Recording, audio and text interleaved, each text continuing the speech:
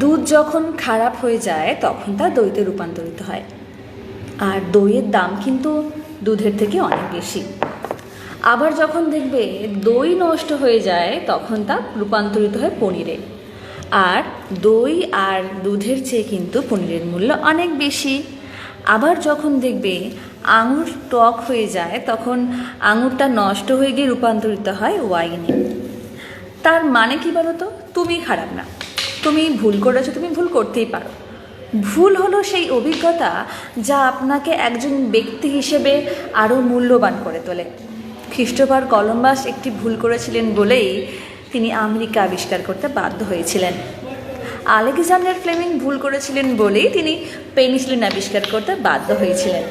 আপনার ভুলগুলোকে আপনাকে নিচে নামাতে দেবেন না।